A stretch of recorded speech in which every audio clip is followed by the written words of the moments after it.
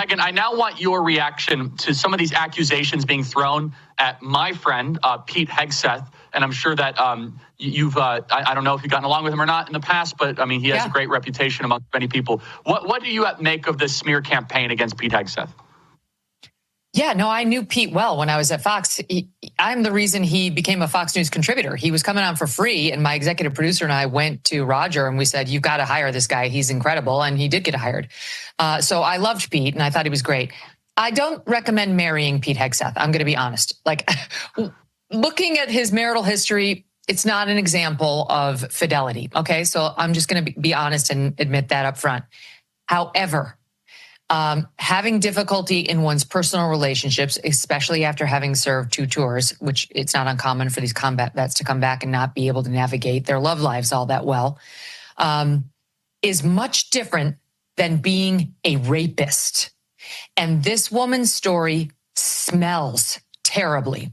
Now, I went through that police report line by line. I mean, I've got it right here in front of me, Charlie. It's like you can see the amount of time I spent with this thing, with the tabs and the highlighting. And you know, your audience may know I practiced law for 10 years, was a litigator, was a trial lawyer. This woman's story smells. And if you read the media coverage about this allegation, let me tell you, you will not learn the facts that I'm about to give you. You will learn that they were together at some conference in Monterey back in 2017, October, and that she's alleging that he may have given her a date rape drug and raped her, and that he's alleging it was a consensual affair. And that later, a few years later, he paid her off to stay silent when she began to rattle his cage about a possible lawsuit against him. What you will see in this police report is that she was at a bar with him after the event. Her husband and children were down the hotel room hall. They were there too. She was with her husband and children, 2 of them. And she was at this bar with Pete after the event at which he spoke. She was part of the Republican Women's Conference. That others said she was flirting with him. She was touching his leg, etc., flirting with him. That he seemed to be more focused on a different woman, not this one. That Pete would later tell the police he never even had it as a thought in his mind that he would hook up with this woman, who apparently he didn't have any interest in. But then this woman escorted him out of the bar and was going back to his hotel room with him.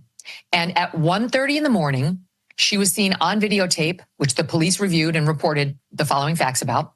She was fine. She wasn't stumbling. He looked drunk.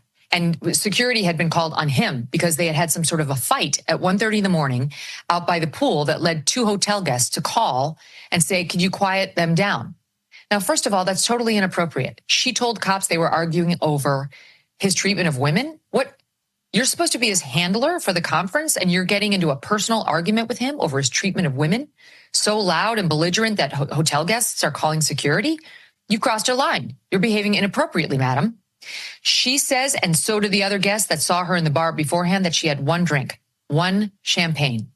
The police say, and an eyewitness who saw her in the bar, 2 eyewitnesses who saw her in the bar, and the hotel security guy who came to tell them to be quiet by the pool, all say she was fine. She wasn't intoxicated. She wasn't stumbling. She wasn't slurring.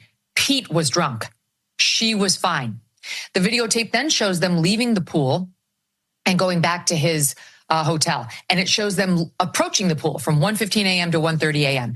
Their arms are locked, like a boyfriend and girlfriend might be. She's smiling. She does not appear drunk. So as a 1:15 and then 1:30, she's locking arms with him. She's smiling. She does not appear drunk to 4 witnesses who lay eyes on her, either in person or via videotape, including the police. She goes back to his hotel room sometime between 1:30 and 2 a.m. She is texting her husband during this time. Mm-hmm. She sounds totally fine in these texts.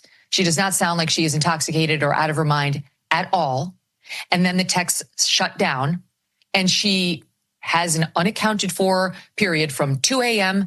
to 4 a.m. The husband calls her twice during that time period. The husband gets out of bed to go check the hotel bar, looking for his wife, wondering where the hell she is.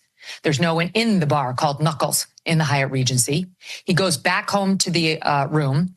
At 3:40, he tries her again. He says she arrives back home to the hotel room at 4 a.m. She's fine. She's not stumbling. She's not slurring. When was she drugged? When was she drugged? Did Pete get her back to the hotel room, slip her a Mickey at 2 a.m., take advantage of her, and then at 4 a.m. got her back to her hotel room totally fine? Because the witnesses before and after the time frame say she was fine. Got to run. A coworker the next day said she wasn't hungover. What a great summary. Megyn, thank you so much. Another smear campaign. I think this one smells to high heaven. It's a Kavanaugh 2.0. Megyn, God bless you. Thank you so much.